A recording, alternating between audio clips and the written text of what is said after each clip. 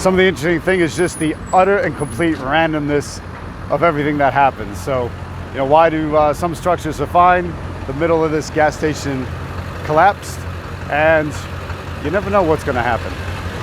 I think that's what's interesting, in the most part, is the randomness of the carnage sometimes. A little bit south of here, everything looks like this. A little bit north of here, nothing looks like this. And that's the way a storm goes. Now, what about your business? I can make a comparison. There's a metaphor here. I think it's begging for a metaphor.